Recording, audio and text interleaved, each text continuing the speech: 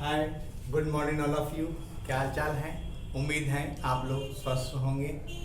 आज मैं फिर आप लोगों के बीच लाया हूँ डिमाइवर थ्योरम पे आधारित एक और नया क्वेश्चन कर रहा है आपको कि if n is a positive integer, n क्या है? कोई पॉजिटिव इंटीजर है, तो हमको प्रूफ करना है 1 प्लस आई के power n plus 1 minus i के पावर n इक्वल टू ये 2 के power n plus 2 by 2 into cos n pi by 4।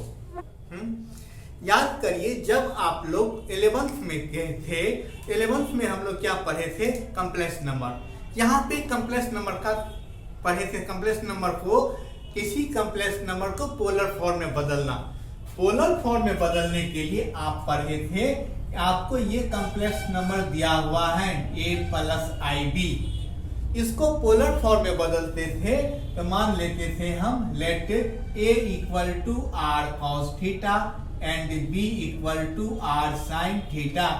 फिर दोनों को स्क्वायर करते थे हम यहाँ से आर स्क्वायर निकल गया, a square plus b square, और डिवाइड करते थे अगर तो R sine theta by R cos theta equal to b by A, means tan theta निकल गया आपका b बाई ए। ये इसकी सहायता से हम पोलर फॉर्म में कन्वर्ट करते थे किसी कॉम्प्लेक्स नंबर को। नहीं, अब यहाँ पे देखिए, यहाँ पे आपको दिया हुआ है 1 प्लस आई, 1 प्लस आई और 1 माइनस आई। यही दो टर्म का यूज हुआ है। ये दोनों टर्म क्या है? कॉम्प्लेक्स नंबर में है। देखिए, a के बदले में 1 है और ये अगर लेते हैं 1 प्लस आई, a के बदले में 1 है प्लस आई इंटू बी, बी के बदले में भी क्या है? यहाँ 1 है। हमने क्या किया? लिखे a equal to R cos theta, यही लेते हैं a equal to R cos theta. a के बदले में क्या है? 1 equal to R cos theta. फिर b के बदले में भी इसमें क्या है? 1 ही है, तो ले लिए 1 equal to R sine theta. दोनों को स्क्वायर करके ऐड किए, 1 square 1 square, R cos theta का स्क्वायर, आर साइन थीटा का स्क्वायर, आर स्क्वायर दोनों में कॉमन है, कॉमन ले लिए, आ गया आपका कॉस स्क्वायर थीटा और साइन स्क्वायर थीटा। आप पढ़े हो cos square theta sine square theta 1 होते हैं, तो ये आ गया आपका आर स्क्वायर। मीन्स हमको आर का वैल्यू निकल गया आर इक्वल टू √2। फिर हमने क्या किया? तो ये साइन आर साइन थीटा और आर कॉस थीटा दोनों को आपस में डिवाइड किए, R sine theta by R cos theta 1 by 1, R cancel हो गया, टेन थीटा बराबर 1 आ गया। टेन थीटा इक्वल टू 1, तो थीटा का वैल्यू क्या हो गया? Pi by 4। अब पहला टर्म है आपका 1 प्लस आई। 1 प्लस आई में जब हम वैल्यू रखे 1 का आर कॉस थीटा, यहाँ पे 1 आई इंटू 1 है, यहाँ पे भी 1 का वैल्यू रख दिए, आई इंटू आर साइन थीटा। आप लिए थे कॉम्प्लेक्स नंबर के रियल पार्ट को a और इमेजिनरी पार्ट को, यहाँ देखिए रियल पार्ट में a है, इमेजिनरी पार्ट में b है, तो यहाँ इमेजिनरी पार्ट में भी 1 है और रियल पार्ट में भी 1 है। इसीलिए हम एक को 1 को ले लिए आर कॉस थीटा, 1 को ही ले लिए आर साइन थीटा। यहाँ से हम क्या किए? यहाँ देखिए दोनों ओर देखो, आर कॉस थीटा दोनों में कॉमन है, कॉमन ले लिए। आपको लेना क्या है? 1 प्लस आई के पावर n, तो हमने क्या किया? पावर में n लिए दोनों ओर, r के पावर n और cos theta plus i sine theta के पावर n। क्योंकि आप जानते हैं कि अगर a इंटू b के पावर n है तो दोनों के पावर n होते हैं, तो मीन्स यहाँ क्या है? r into cos theta plus i sine theta के पावर n। हमने क्या किया? r के पावर भी n लिए और cos theta plus i sine theta के पावर भी n लिए। ये कंडीशन जो है आपका, ये कंडीशन ये डिमाइवर थ्योरम के सभी कंडीशन को फॉलो करते हैं। तो आपका ये जो पावर n है वो एंगल में मल्टीप्लाई हो गया, यानी आपका निकला ये 1 प्लस आई के power n equal to r के power n into cos n theta plus i sine n theta.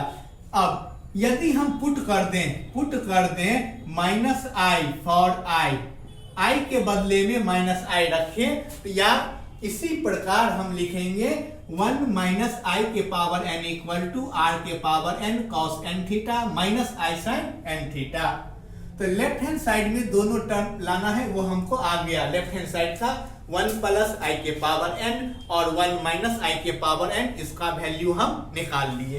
अब देखिए दोनों वैल्यू रखेंगे लेफ्ट हैंड साइड में। तो लेफ्ट हैंड साइड में आपका क्या है, अब लिखेंगे लेफ्ट हैंड साइड। तो लेफ्ट हैंड साइड में आ गया आपका, ये है 1 प्लस आई के power n plus 1 minus i के पावर n। 1 प्लस आई के पावर n का वैल्यू आप निकाले थे, ये आया था r के power n into cos n theta plus i sine n theta ये, और 1 माइनस आई के पावर n आया था r के power n cos n theta minus i sine n theta. दोनों में r के पावर n कॉमन है, दोनों में ले लिए r के पावर n, ये हो गया cos n theta plus i sine n theta. फिर आ गया आपका plus cos n theta minus i sine n theta. I sine theta cut गया, हुआ आपका r के power n 2 cos n theta. ये यहाँ पे r का वैल्यू क्या था आपका √2 के power n into 2 into cos n, theta का वैल्यू क्या था π/4। अब देखिए √2 को क्या लिखोगे, 2 के पावर हाफ, इसके power n into 2 into cos n π/4। ये अब बेस यहाँ पे क्या आ गया, 2 के power n/2 into 2 into cos n π/4। आप जानते हैं यदि बेस सेम हो, यानी a के पावर m इंटू a के पावर n, ये हो जाता है a के पावर m प्लस n। यहाँ पर भी क्या हुआ, बेस सेम है, तो पावर को हमने क्या किया, n/2 प्लस 1 को ऐड कर दिए, आ गया ये cos n π/4। अब देखिए यहाँ एलसीएम ले लिए, तो ये हो गया 2 के पावर, ये आ गया आपका 2 के पावर n प्लस 2 बाई में हो गया आपका कितना, बाई में 2 इंटू कॉस n π/4। यही हमको प्रूव करना था, हाँ यही हमको प्रूव करना था। ये आ गया आपका राइट हैंड साइड। उम्मीद है आपको इसमें कोई प्रॉब्लम नहीं हुआ होगा, और अगर प्रॉब्लम है तो आप हमारे व्हाट्सएप पे संपर्क करिए।